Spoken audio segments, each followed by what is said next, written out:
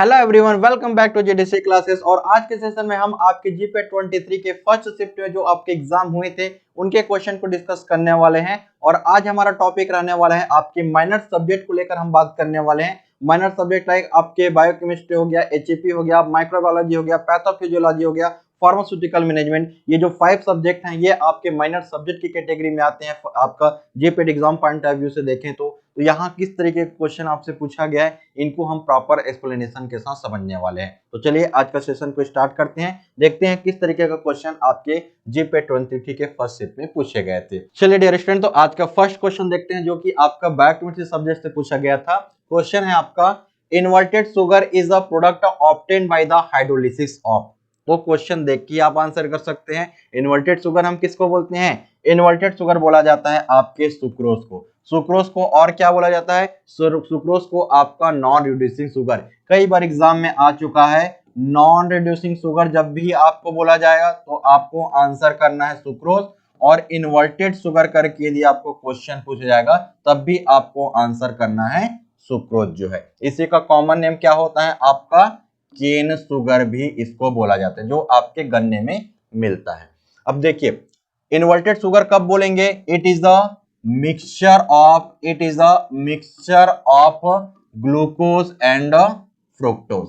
ये इसका correct definition हो जाएगा। जब हम इसको हाइड्रोलिसिस करेंगे तो ये आपका ग्लूकोज एंड फ्रुक्टोज में क्या हो जाएगा? हाइड्रोलाइज हो जाएगा। इसी को क्या बोला जाता है? आपका इन्वर्टेड शुगर। तो ये इसका डेफिनेशन होगा कि जब हम लोग सुक्रोज को हाइड्रोलाइज करेंगे तो ये आपका ग्लूकोज और फ्रुक्टोज में क्या होगा? इसको हाइड्रोलाइज होगा, मिक्सचर बनेगा। राइट, चलिए नेक्स्ट क्वेश्चन की तरफ अब मूव करते हैं।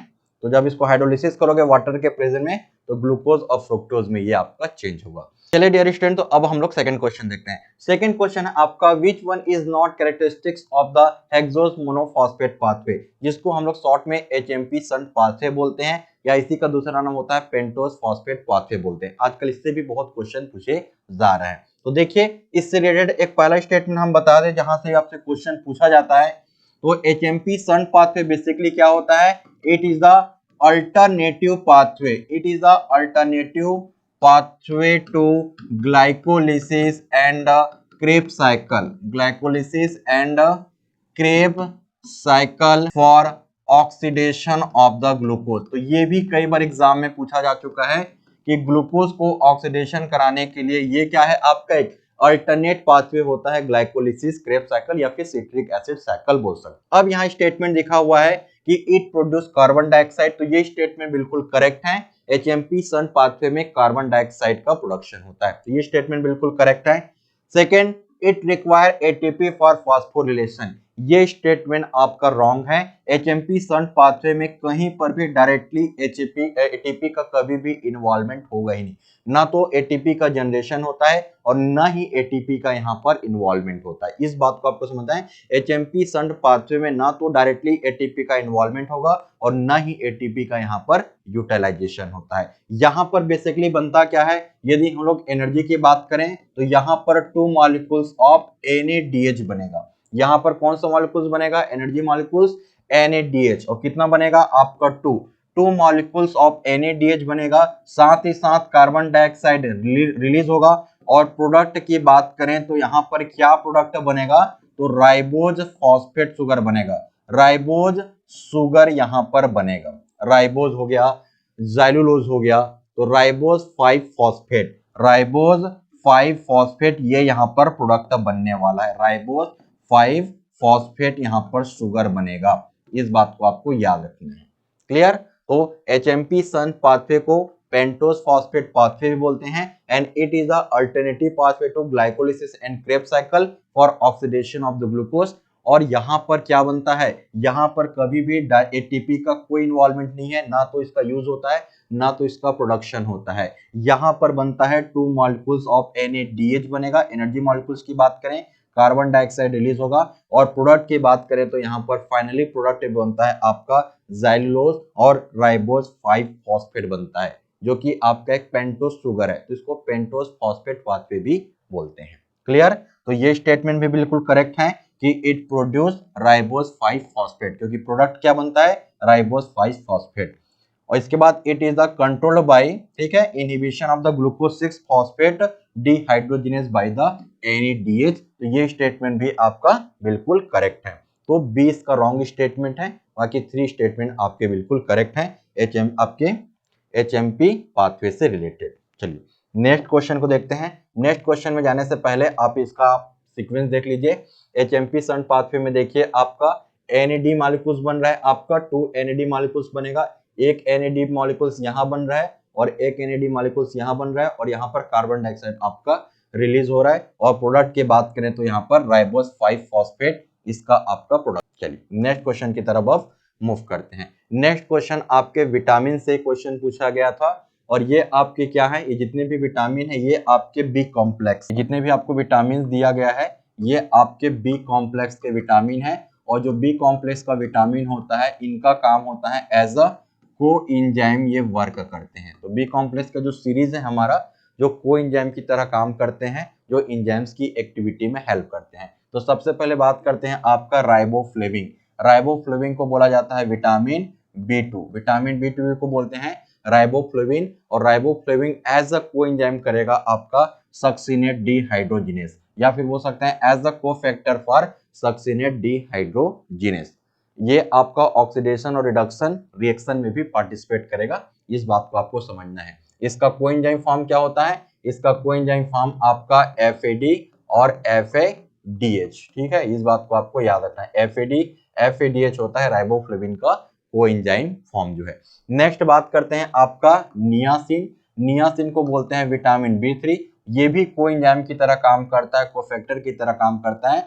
इसका कोफैक्टर फॉर्म क्या होता है, NAD और NADH। तो N से कोरिलेट कर देना, NAD NADH इसका कोफैक्टर फॉर्म होता है। और ये आपका इसका इंपॉर्टेंट रोल किसमें होता है आपका, ये आपका इंपॉर्टेंट रोल प्ले करेगा electron acceptor for the isocitrate dehydrogenase.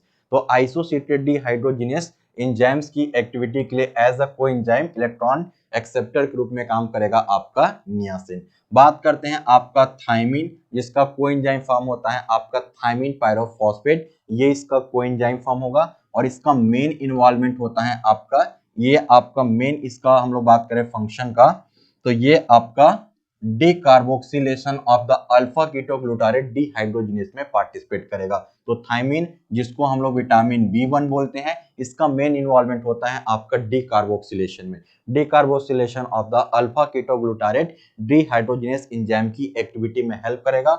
और एक बन के बचा आपका पेंटोथेनिक एसिड, जिसको हम लोग बोलते हैं विटामिन B5। और इसका रोल यदि हम बात करें तो ये आपका एज अ कोएंजाइम काम करता है, ठीक है। तो पेंटोथेनिक एसिड जो B5 जिसको बोलते हैं, ये पार्ट होता है कोएंजाइम A का।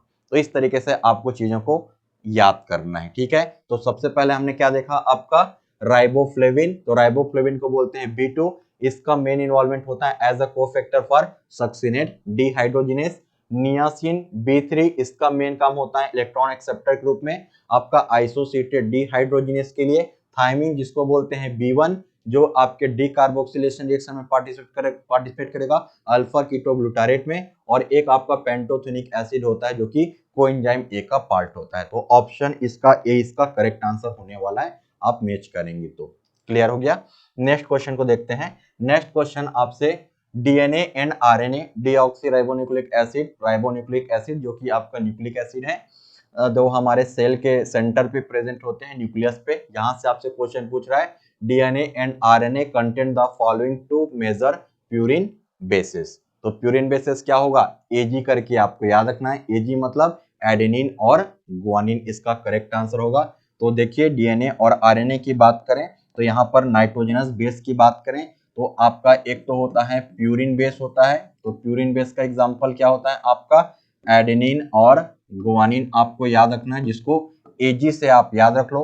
पायरीमिडीन भी मैं आपको लिख के बता देता हूँ। पायरीमिडीन बेस कौन कौन सा होता है आपका कट, CUT कट। तो ये हो गया आपका साइटोसिन, U से हो गया आपका यूरासिल और T से आपका हो गया थाइमिन। तो ये आपके प्यूरिन बेस हैं, इसको भी याद रखो, जिसमें आपका uracil only present in RNA, ये सिर्फ RNA में प्रेजेंट होगा, और thymine only present in the DNA। ये भी क्वेश्चन आपसे पूछा जाता है।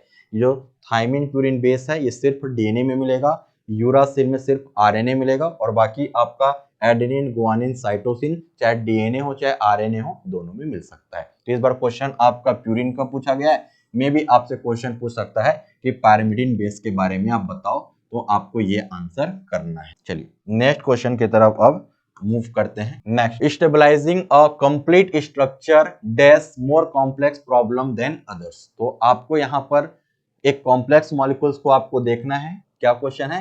कंप्लीट स्ट्रक्चर की बात कर रहा है, स्टेबलाइजिंग अ कंप्लीट स्ट्रक्चर। तो यहाँ पर जो मोर कॉम्प्लेक्स, तो मोर कॉम्प्लेक्स यहाँ पर स्ट्रक्चर आपको क्या नजर आ रहा होगा? पॉलीसैकेराइड जो है, मोर कॉम्प्लेक्स स्ट्रक्चर आपको क्या नजर आ रहा होगा? पॉलीसैकेराइड। पॉली का मतलब होता है मेनी और सैकेराइड का मतलब होता है शुगर यूनिट। इससे ही मिलकर आपका क्या बना हुआ है? कार्बोहाइड्रेट, जो कि आपका एक कॉम्प्लेक्स मॉलिक्यूल्स है। कार्बोहाइड्रेट भी क्या है? एक कॉम्प्लेक्स मॉलिक्यूल्स है जिसमें लगभग 10 शुगर यूनिट से ज्यादा यदि आपको शुगर यूनिट जुड़े रहे तो इनको हम लोग क्या बोलते हैं? पॉलीसैकेराइड जो है, जो कि आपका एक कॉम्प्लेक्स स्ट्रक्चर होगा। बात करें प्रोटीन, तो प्रोटीन का बेसिक स्ट्रक्चर क्या होता है? प्रोटीन का बेसिक यूनिट क्या होगा? आपका प्रोटीन का बेसिक यूनिट होता है अमीनो एसिड। प्रोटीन किससे मिलकर बना हुआ है? अमीनो एसिड से मिलकर बना हुआ है। बात करें न्यूक्लिक एसिड, तो न्यूक्लिक एसिड का बेसिक यूनिट क्या है? ये किससे मिलकर बना हुआ है? तो न्यूक्लिक एसिड का बेसिक यूनिट होता है आपका न्यूक्लियोटाइड। न्यूक्लियोटाइड से मिलकर बना होता है, जिसमें आपके क्या क्या आएंगे? शुगर यूनिट आएगा, फॉस्फेट ग्रुप आएगा, और एक आपका nitrogenous base purine and pyrimidine. तो यहाँ पर ये भी एक पॉलीमर है, मान के चलिए न्यूक्लिक एसिड भी है, और पेप्टाइड एक बॉन्ड है। पेप्टाइड एक बॉन्ड है जो कि अमीनो एसिड के को जोड़ने का काम करता है।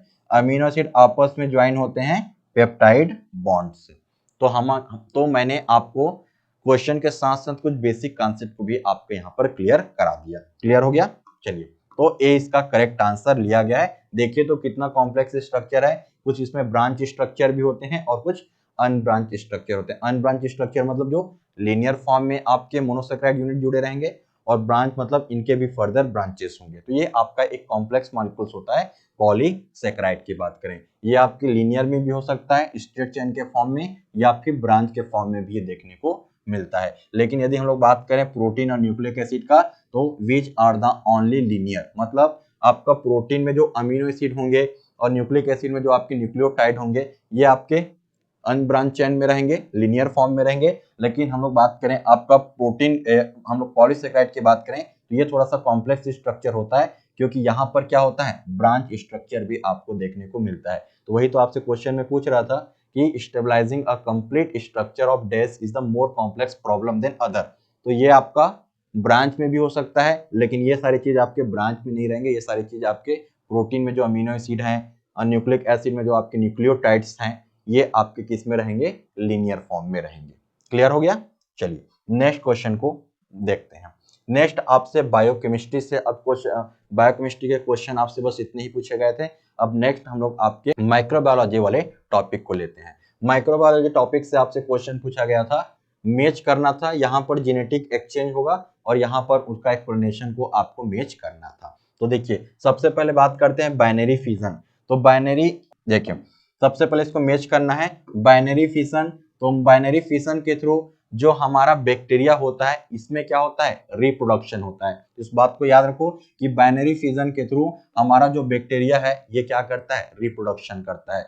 जैसे हम में क्या होता है, हम में आपका बात करें तो माइटोसिस म्यूसिस प्रोसेस के थ्रू चीजें होती हैं, वैसे बैक्टीरिया में बात करें तो बाइनरी फिजन के थ्रू आपका क्या होता है? वेजिटेटिव प्रोडक्शन होता है, रिप्रोडक्शन होता है। फिर बात करते हैं आपका ट्रांसफॉर्मेशन। तो देखिए ट्रांसफॉर्मेशन का मतलब क्या होता है? ट्रांसफॉर्मेशन मतलब होता है एक जीन का ट्रांसफर होना, फॉरेन जीन का ट्रांसफर होना आपके किसी बैक्टीरिया। क्लियर हो गया? तो ट्रांसफॉर्मेशन का मतलब होता है आपका horizontal gene transfer by taking of foreign genetic material. ठीक है, तो एक जेनेटिक मटेरियल का क्या होना? एक स्पेसिस से सेकेंड स्पेसिस में, अदर स्पेसिस में क्या होगा? ट्रांसफर होना। अब इन तीनों टर्म में आपको कंफ्यूजन हो सकता है। सेकेंड टर्म होता है आपका ट्रांसडक्शन। तो ट्रांसडक्शन का मतलब होता है जब बैक्टीरियोफेज की हेल्थ, मैं आपको कुछ ट्रिक बता दे रहा हूं। ट्रांसडक्शन आएगा तो याद रखना जेनेटिक मटेरियल का ट्रांसफर होगा किसके थ्रू?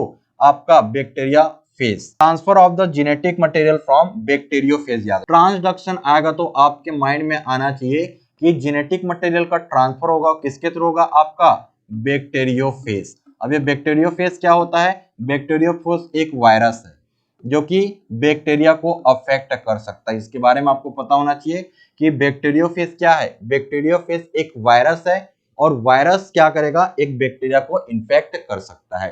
तो जब भी किसी वायरस या फिर बैक्टीरियोफेज की हेल्प से जीन ट्रांसफर की बात करेगा, ध्यान से समझिए, जब किसी बैक्टीरियोफेज या किसी वायरस के थ्रू जीन ट्रांसफर की बात करेगा तब आपको आंसर करना है ट्रांसडक्शन। तो देखिए तो स्टेटमेंट क्या लिखा हुआ है, transfer of the genetic material, genetic material को ट्रांसफर करने की बात करी है और वायरस के थ्रू ये ट्रांसफर करने की बात हो रही है। या फिर ऐसा भी लिख सकता था, transfer of the genetic material through bacteriophage. तो बैक्टीरियोफेज बोले या फिर वायरस के हेल्प से जेनेटिक मटेरियल का ट्रांसफर होगा बैक्टीरिया में, तो उसको क्या बोलते हैं, ट्रांसडक्शन।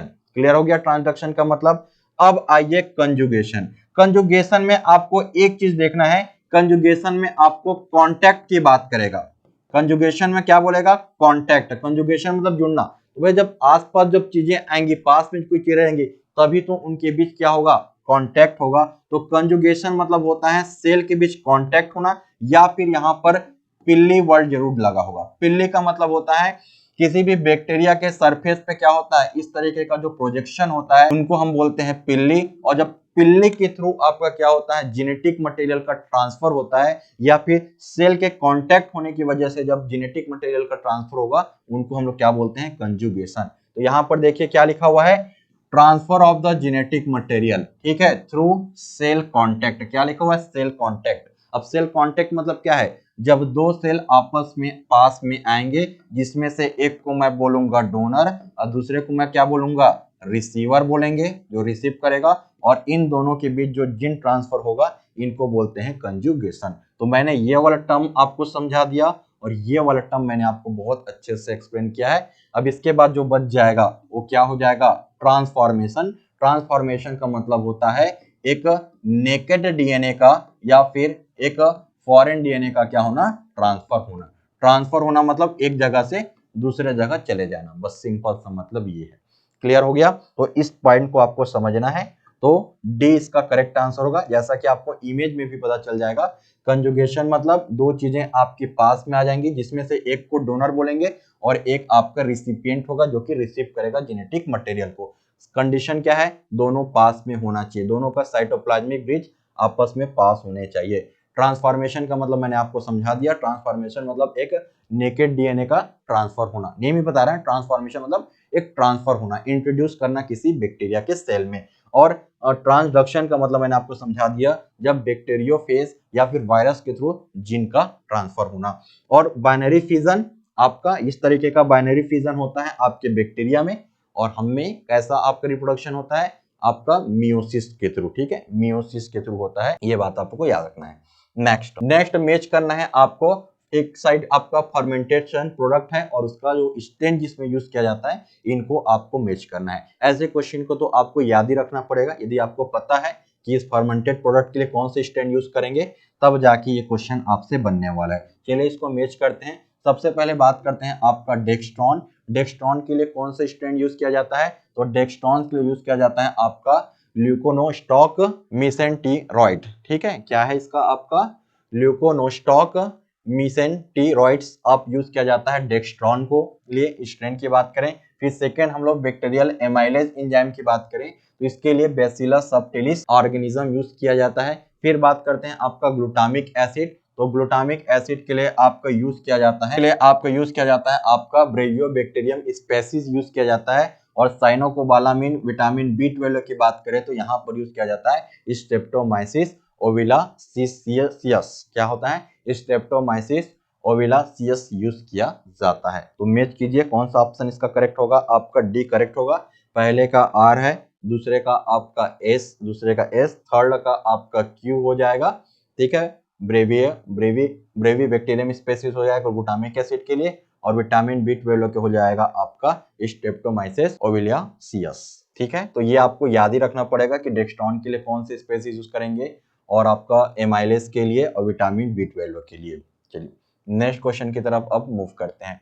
नेक्स्ट क्वेश्चन भी आपके माइक्रोबायोलॉजी से रिलेटेड था। क्या क्वेश्चन था देखिए, आपका असर्शन और रीजन से क्वेश्चन पूछा गया था और स्टेटमेंट पढ़ते हैं। स्टेटमेंट क्या लिखा हुआ है, exotoxin diffuse freely through the, exotoxin की बात कर रहा है, exotoxin diffuse freely through the bacterial cell wall into the medium in which organism are the growing. तो ये जो एक्सोटॉक्सिन है ये रिलीज करता है आपका ग्राम पॉजिटिव बैक्टीरिया। तो ग्राम पॉजिटिव जो बैक्टीरिया होगा ये रिलीज करता है आपका एक्सोटॉक्सिन। और इंडोटॉक्सिन की बात करें तो इंडोटॉक्सिन कौन रिलीज करेगा, इंडोटॉक्सिन आपका ग्राम नेगेटिव बैक्टीरिया रिलीज करेगा।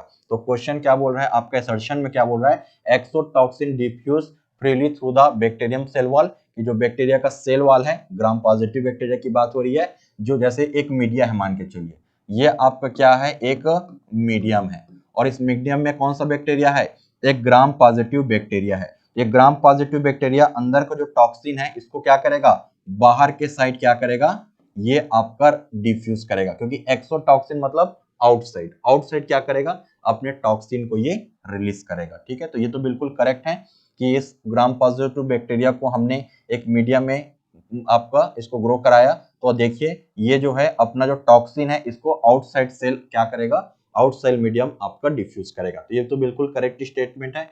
सेकंड रीजन देखते हैं, they are the water soluble, बिल्कुल ये वाटर सॉल्युबल होते हैं, and then can pass into the surrounding medium, और ये बिल्कुल मीडियम में पास हो सकते हैं। ये दोनों आपका करेक्ट स्टेटमेंट है, और रीजन भी बिल्कुल करेक्ट बोल रहा है कि बोथ ए और B are true and R is correct explanation of the A. तो ग्राम पॉजिटिव केस में क्या होता है, ग्राम पॉजिटिव बैक्टीरिया होते हैं वो आपका एक्सोटॉक्सिन रिलीज करते हैं। एक्सोटॉक्सिन मतलब अपने सेल के अंदर की जो टॉक्सिन होती है इसको बाहर मीडियम में ये क्या करते हैं, डिफ्यूज करते हैं, और इसका नेचर भी क्या होता है, they are the water soluble. तो ये भी चीजें बिल्कुल करेक्ट है। बात करें यहाँ पर ग्राम नेगेटिव का, तो ग्राम नेगेटिव का अपोजिट है। ग्राम नेगेटिव में क्या होगा, ग्राम नेगेटिव इंडोटॉक्सिन रिलीज करता है, मतलब ये बाहर डिफ्यूज नहीं करते अपने अंदर का टॉक्सिन जो है। क्लियर। और जो टॉक्साइड बना जाता है, जो टॉक्साइड हम बनाते हैं ना, वो एक्सोटॉक्सिन का ही टॉक्साइड बनता है। इसी की टॉक्सिसिटी को थोड़ा मॉडिफाई करके हमको टॉक्साइड बनाते हैं। जो डिप्थीरिया का जो डिप्थीरिया का आपका जो टॉक्साइड आता है ना, वो आपका इंडोटॉक्सिन से ही, एक्सोटॉक्सिन से ही बनता है। क्लियर। जैसा कि आप यहाँ पर देख पा रहे हो, सेल वॉल से डिफ्यूज होकर मीडिया में आ जाएगा जो इसका टॉक्सिन होगा। नेक्स्ट, अब यहाँ से डाई से क्वेश्चन पूछा गया है, और स्टेनिंग प्रोसेस से आपसे लगातार क्वेश्चन पूछे जा रहे हैं। जैसे ग्राम स्टेनिंग हो गया आपका, एसिड फास्ट स्टेनिंग हो गया, और ये बेसिक डाई से रिलेटेड, मतलब डाई वाला क्वेश्चन को आपको बहुत अच्छे से रेडी करके जाना है। क्वेश्चन यहाँ से पूछे जा रहे हैं। देखिए, the basic dye are the used in the microbiological staining which are following statement is wrong. आपको रॉन्ग स्टेटमेंट को आइडेंटिफाई करना है। क्वेश्चन में क्या बोल रहा है, आपको रॉन्ग स्टेटमेंट को आइडेंटिफाई करना है। तो देखिए पहला स्टेटमेंट देखिए, the positive ion on the surface of the bacteria form a coloured complex with the dye. तो ये बिल्कुल करेक्ट बोल रहा है। ये जो पॉजिटिव आयंस होता है जिसमें पॉजिटिव चार्ज होते हैं, वो बैक्टीरिया के सरफेस में कलर्ड कॉम्प्लेक्स बनाएंगे डाई के साथ, बिल्कुल करेक्ट है। सेकंड देखिए, ionic exchange between the negative charge on the bacteria and positive charge of the dye take place. तो ये भी स्टेटमेंट बिल्कुल करेक्ट है। ये जो आयोनिक एक्सचेंज होगा, यदि हम नेगेटिव चार्ज बैक्टीरिया की बात करें और पॉजिटिव चार्ज डाई की बात करें तो। फिर नेक्स्ट आपका ionic exchange between positive charge on the bacteria and negative charge of the dye take place. तो ये स्टेटमेंट भी आपका बिल्कुल करेक्ट है। लास्ट वाला जो स्टेटमेंट है आपका, the neutral charge on the surface of the bacteria form a coloured complex with basic dye. तो न्यूट्रल चार्ज से कलर्ड आपका नहीं हो सकता, डाई पॉसिबल नहीं है। तो डी इसका करेक्ट आंसर होगा, क्योंकि यहाँ पर न्यूट्रल चार्ज की बात करिए, और जब कोई चार्जेस ही नहीं रहेगा तो किस तरीके से डाई में आपका कॉम्प्लेक्सेशन बनेगा और किसी तरीके का स्टेनिंग प्रोसेस देखने को नहीं मिलेगा। तो डी स्टेटमेंट इसका रॉन्ग है, बाकी स्टेटमेंट आपका बिल्कुल करेक्ट स्टेटमेंट है। और देखिए स्टेनिंग प्रोसेस में हम लोग किसका स्टेनिंग करते हैं, कॉमनली देखिए आपका मिथाइलिन ब्लू क्रिस्टल वायलेट, इनका यूज किया जाता है। और जो बेसिक स्टेंट होता है वो पॉजिटिव चार्ज को यूज किया जाता है, और बैक्टीरियल न्यूक्लिक एसिड, एंड देखो जो बैक्टीरिया के न्यूक्लिक एसिड होता है ये सब में क्या होता है, नेगेटिव चार्ज होगा। तो ये आपका that strongly bind with the cationic chromogen. Chromogen मतलब क्या होता है, कलर की बात हो रहा है, ठीक है। और जो बैक्टीरिया का सरफेस होता है, it has the acidic character. Bacteria के सरफेस पे क्या होता है, एसिडिक करेक्टर होता है। क्यों, because of large number of the carboxylic group located on the cell surface, ठीक है, तो due to its acidic amino. चलिए अब हमारा जो क्वेश्चन है ये आपका फार्मास्यूटिकल मैनेजमेंट से एक या दो क्वेश्चन पूछे जाते हैं, तो इनको हम लोग डिस्कस करते हैं। क्वेश्चन क्या था आपका, which of the following represent a complete list of the product that are offered by the company for the sale. तो जब कंप्लीट लिस्ट की बात करता है प्रोडक्ट को, तो वहां पर प्रोडक्ट मिक्स इसका आंसर लिया गया है। तो प्रोडक्ट मिक्स मतलब क्या होता है, प्रोडक्ट मिक्स के यदि हम डेफिनेशन की बात करें तो प्रोडक्ट मिक्स में ऑल प्रोडक्ट की लाइन और items that are particular seller offer for the sale. ये इसका आपका डेफिनेशन होने वाला है कि जो प्रोडक्ट के जो आइटम्स हैं ये सब आपके प्रोडक्ट मिक्स में इंक्लूड किए जाएंगे। नेक्स्ट आपसे क्वेश्चन पूछा गया था, shift from try my product to preferred my brand marketing strategy is done at what stage of the product life cycle. तो प्रोडक्ट लाइफ साइकिल्स को देखेंगे तो ये जो स्ट्रेटेजी है आपका try my product to prefer my brand marketing strategy आपके growth phase में अप्लाई किया जाता है। कौन सी स्टेज पे, ग्रोथ स्टेज इसका करेक्ट आंसर होने वाला। क्लियर, ये आप एक बार साइकिल देख लीजिए। पहले इंट्रोडक्शन मतलब मार्केट में प्रोडक्ट को इंट्रोड्यूस किया जाता है, उसके बाद सेल होगा, ग्रोथ, उसके बाद मैच्योरिटी स्टेज आएगा और एक टाइम पे डिक्लाइन स्टेज आएगा। तो ये आपके यदि हम ग्राफ प्लॉट करें सेल्स और टाइम के बीच में, तो ये रिलेशन बनने वाला है प्रोडक्ट लाइफ साइकिल का। तो आपसे क्वेश्चन क्या पूछा गया है, ग्रोथ इसका करेक्ट आंसर आएगा आपके क्वेश्चन में। प्रोडक्ट लाइफ में जो स्ट्रेटेजी था आपका try my product to preferred my brand marketing जो स्ट्रेटेजी है ये ग्रोथ स्टेज पे अप्लाई होगा। क्लियर, तो ये आपसे क्वेश्चन पूछा गया था। आज का लास्ट क्वेश्चन देखते हैं। लास्ट क्वेश्चन आपसे पूछा गया था, the Haemophilus influenzae type B. Haemophilus influenzae type B, जिसको हिप शॉर्ट में बोल सकते हैं, vaccine is the example of. ये जो वैक्सीन है ये आपका कंजुगेटेड वैक्सीन का एग्जांपल है। ये किस वैक्सीन का एग्जांपल है, आपका कंजुगेटेड वैक्सीन का एग्जांपल है। तो क्लासिफिकेशन से भी आपसे क्वेश्चन पूछे जाते हैं। देखिए हीमोफाइलस इन्फ्लुएंजा टाइप बी जो होता है, it is the example of the third generation polysaccharide conjugated vaccine का ये एग्जांपल होता है, जो कि रिसेंटली आपका इंट्रोड्यूस किया गया था, नेशनल इम्यूनाइजेशन प्रोग्राम में इसको इंट्रोड्यूस किया गया था। तो ये हमने आज के सेशन में आपके क्वेश्चन माइनर सब्जेक्ट में जो जीपैड में आए हुए क्वेश्चन थे 23 के फर्स्ट शिफ्ट में, इनको प्रॉपर एक्सप्लेनेशन के साथ आपके साथ डिलीवर किया है। आई होप आपको सारे कॉन्सेप्ट क्लियर हो चुके होंगे और जो भी आपके डाउट्स हैं ये भी आपका क्लियर हो चुका होगा। ठीक है, आज के सेशन में बस इतना ही। मुलाकात करते हैं आपसे नेक्स्ट सेशन में। आज के लिए बस इतना ही। Thank you so much.